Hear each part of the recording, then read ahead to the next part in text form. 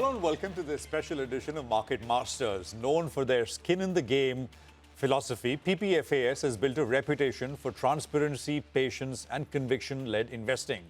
Unlike most other mutual funds that offer multiple schemes, PPFAS operates with just one flagship equity strategy, which is the Parag Parikh Flexi Cap Fund.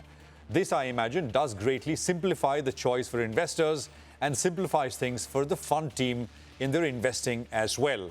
It's a fund house which is well regarded by investors not only for how they operate but also for their returns. PPFAS was also one of the first to give a lot of importance to international investing. In their flagship fund, they invest 65% of the corpus in Indian stocks, while the rest is invested in global stocks.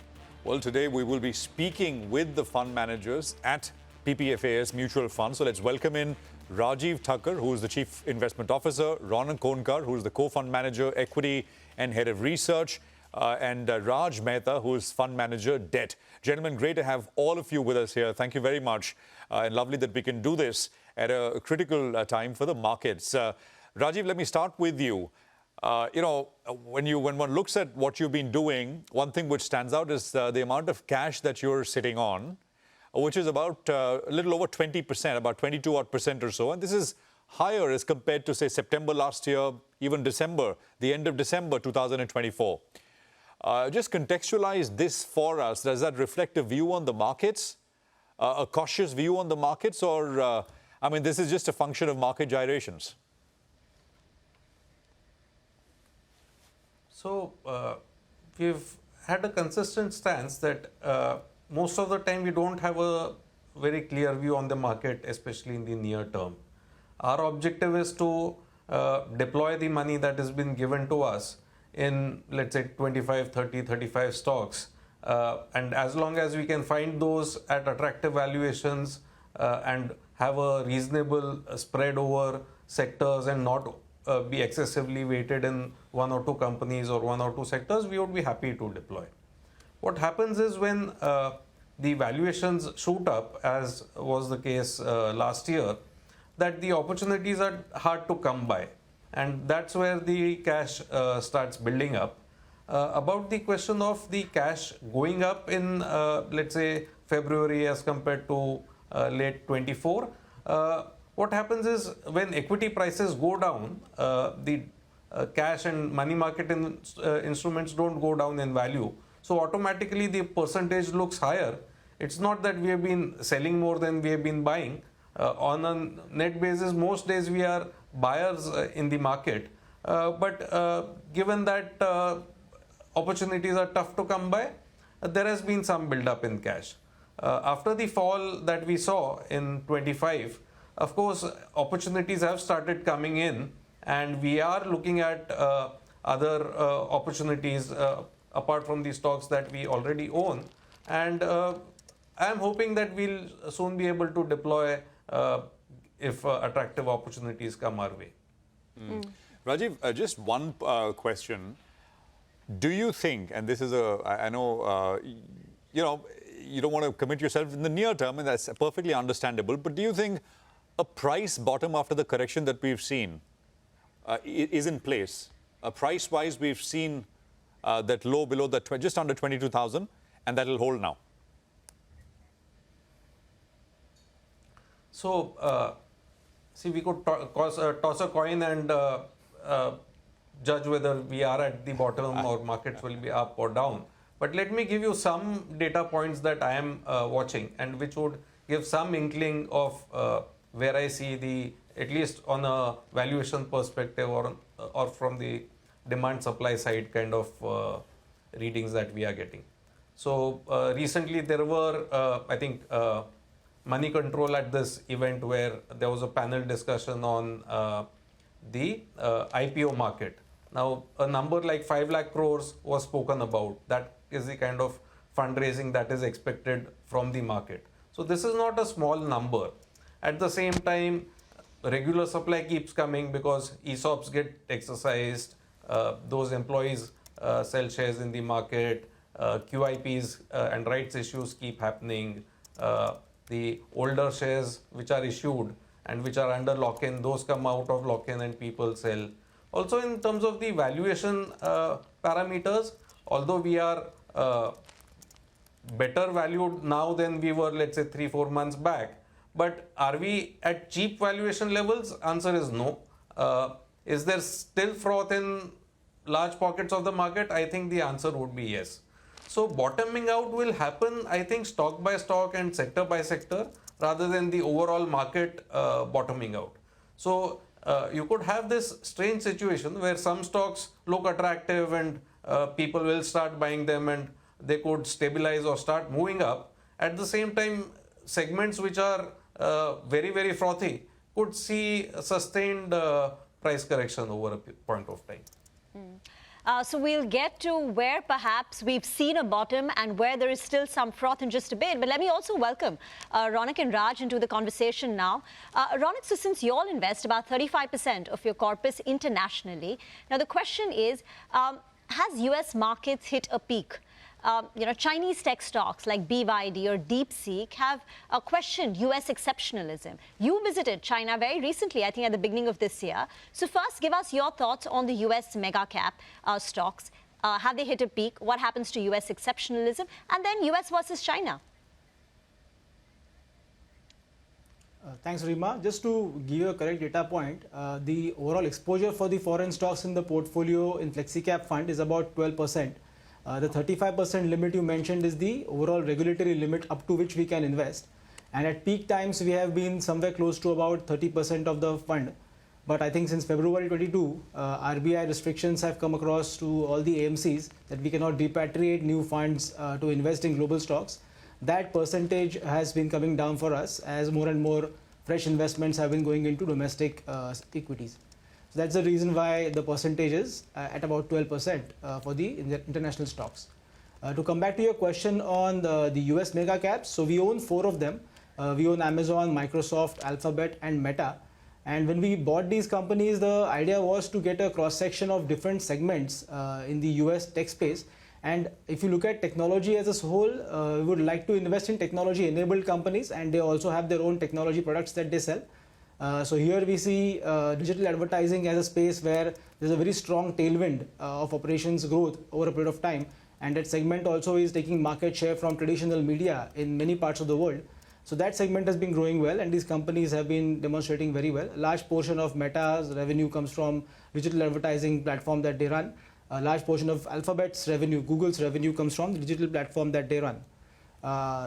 Also, the cloud computing space has been picking up a lot lately. So if you see the IT demand and enterprise demand from cloud computing has been steadily growing over the past decade plus. And that tailwind also has been helping the top players like Amazon, Microsoft Azure, and Google's cloud business that is running. The other part is even the consumer software or the enterprise software part of Microsoft has been doing well as the number of seats have been growing over a period of time across various products that they sell. The SaaS ecosystem has been growing for these companies as well. Even Google has a business in that regard.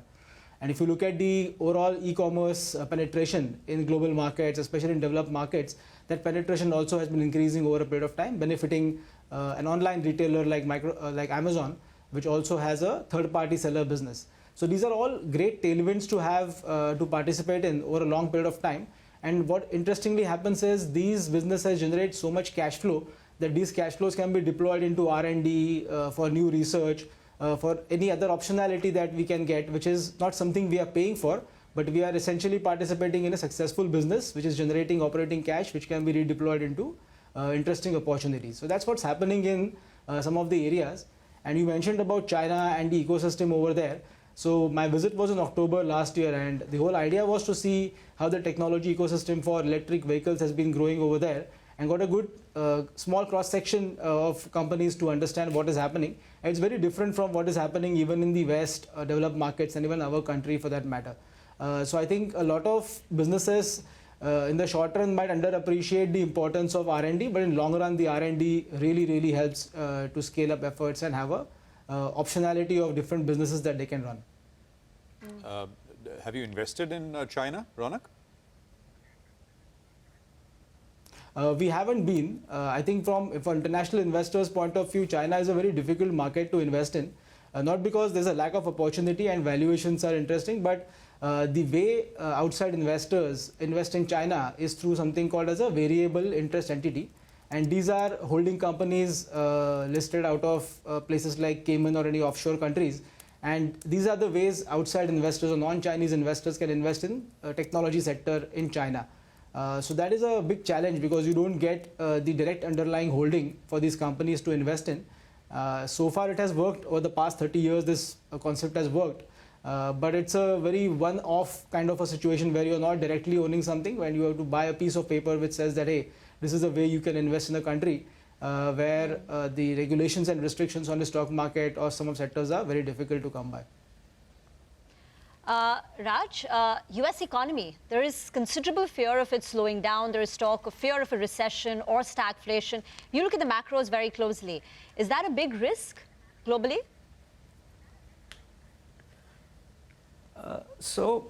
We track macros, but we don't track it in such detail. So the top-down matters, but what we look at is evaluate companies on a bottoms-up basis, evaluate whether the investing in businesses makes sense or not. So coming to US, so Fed held rates yesterday and said that a couple of rate cuts will happen this year. But broadly, if you look at post-global financial crisis from 2009 till about 2023, the interest rates were kept very low. They kept printing money. So now that era is over and we are moving into higher interest rate scenarios. We are moving into a world where tariff makes headlines almost every day. So volatility will be there. Global macros may be volatile over a period of time. And having said that, our focus is always on evaluating businesses on a bottoms-up basis, though we keep a view on the macros. You know, since we are on the subject of the US, and just to sort of finish that point off, Rajeev, you know, 2nd of April, they've said the US is going to hand over a tariff number. And of course, Mr. Trump has complained about high tariffs here in India quite a bit, maybe more than any other country apart from China. I mean, I know you do with, you know, it's all stock specific, bottom up, but any sense on what, if the number is a high enough number, what parts of your portfolio are impacted? How do you think about this question? So I have not been worrying too much about this, Prashant, because firstly, the exact policy is unknown. So one day tariff is on, another day tariff is off, then there are some exemptions and carve-outs, and then again the temper tantrums happen, and then the tariff is back up again. A lot of our companies are either participating in the domestic economy, or wherever they are even exporters. In many cases they are exporters of services, or we have some exposure, let's say, to generic pharma companies, where these are essential things. So I don't think tariff one way or the other will impact the volumes and pricing to that extent. I think net there is realization everywhere that sudden knee-jerk reactions of very high tariffs is not going to create capacity overnight in the US, and ultimately the consumer will suffer. A lot of this, I think, is posturing, trying to get other people to balance their economies. So you spoke about China. The measures in China are to increase domestic consumption and domestic economy rather than just depending on exports. So Mr. Trump is right in that sense that US cannot be a trade deficit company forever for very large amounts, and ultimately some rebalancing has to happen, and that will happen. But let's say even if tariffs are brought down on something like a Tesla, will it change the auto market domestically very dramatically? Unlikely, because they operate in a very high price segment. So adjustments will happen. Will it be a very different morning on 2nd of April? I have my doubts. I think more or less it will be business as usual. All right, we'll take a quick commercial break here. So much more to talk about. So that's interesting. Will the 2nd of April or the 3rd maybe for, you know, will it be a very different morning here? and around the world. Rajeev essentially saying that maybe not, but interesting perspective nevertheless. We'll continue this interesting conversation with the team at PPFAS Mutual Fund. Take that break. See you on the other side.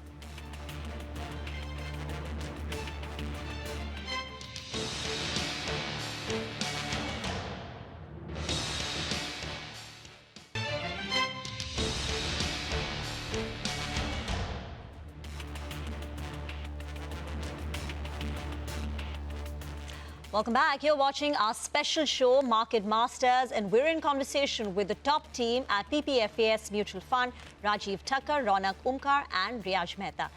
Rajeev, you told us earlier that the market doesn't bottom out at the same time, the entire market. Some stocks may have already bottomed out and opportunities have started to come in. So incremental cash, where are you deploying? What is the team buying right now?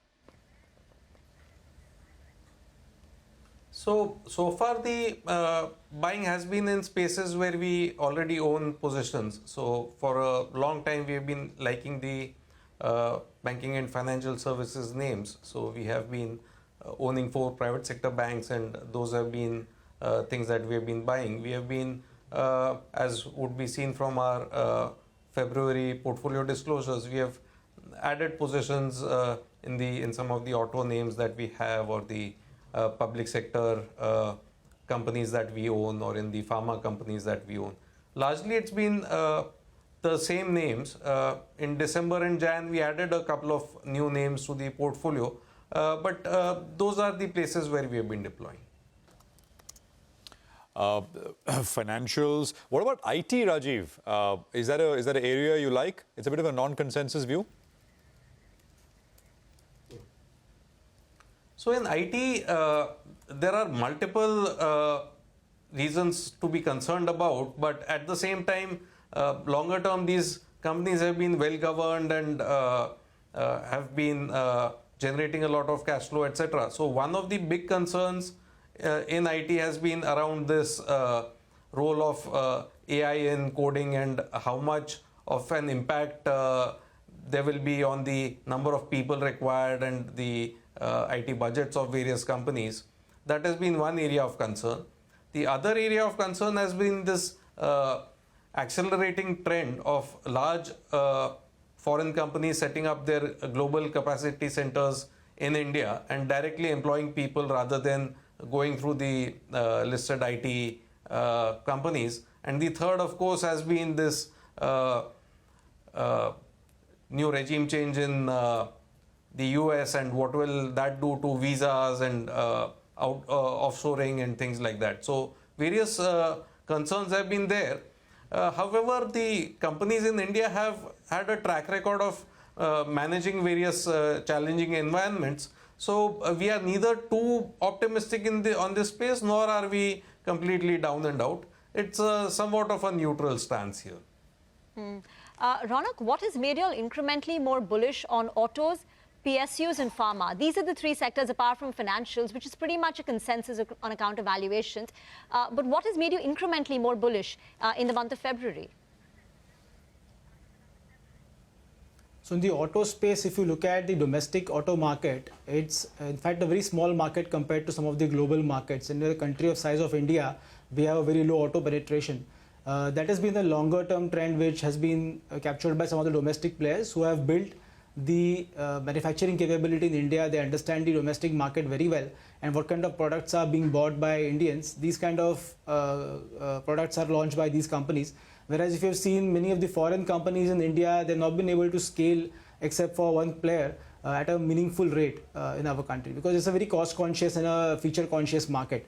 And that's a unique thing about India, where if you have built an expertise to make in India, to service in India, and also to provide a new innovative product lineup over a period of time with all the safety and price considerations, I think that is a skill set good with the Indian automakers. That's what made us conscious about the opportunity here. At the same time, the company we added, Mahindra & Mahindra, is not just into passenger vehicles. They're also into farm equipment like tractors. They're also into IT services. As a conglomerate, they have been doing a lot of cleanup over the past from capital allocation point of view, and the growth from some of the segments that they operate is also quite positive. So we own a couple of them. We own Maruti Suzuki and we own Mahindra & Mahindra in the auto space.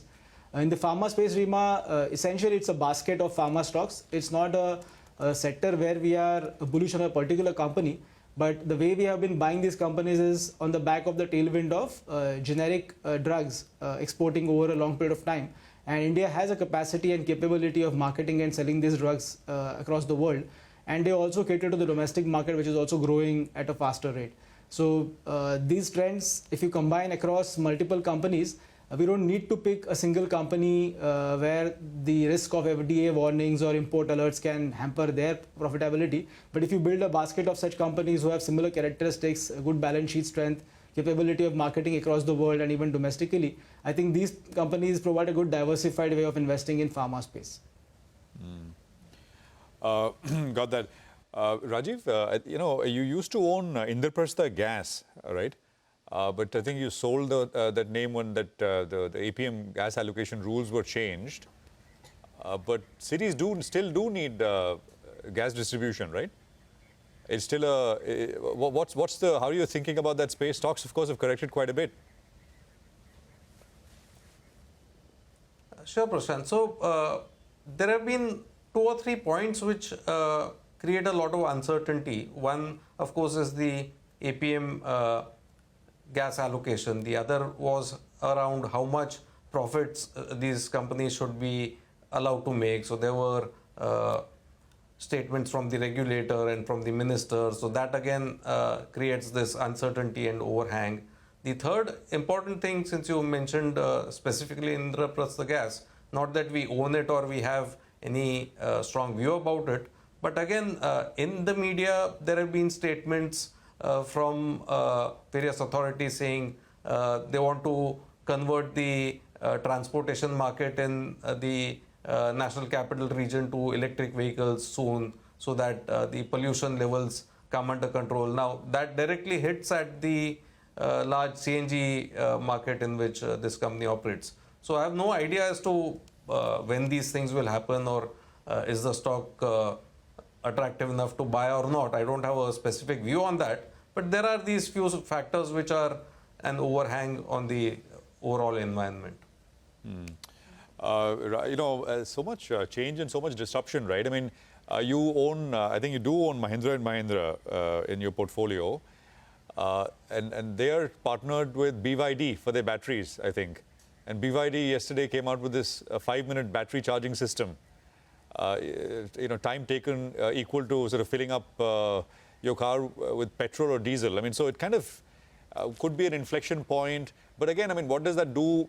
When is the question? What does that do to industries like, refining? And so lots of implications which will play out in the coming years, Rajeev. Do you think the rate of change in terms of disruption has picked up quite a bit? Yeah, I think the only constant will be change and at an accelerating pace.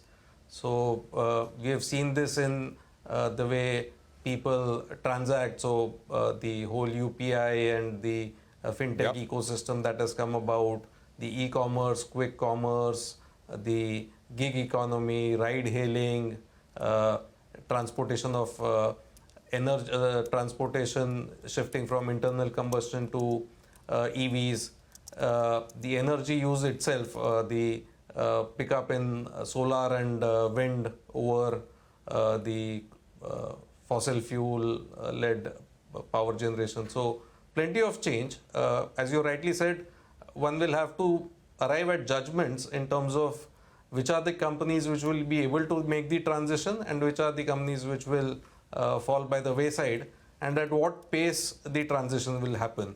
Being too early also can be damaging, and being too late also can be damaging. So one has to time the transition well. Raj, the optimism on banks also stems from the regime change at RBI, the recent liquidity bazooka, expectations of rate cuts. So valuations aside, what are you all expecting from the RBI and the macro indicators?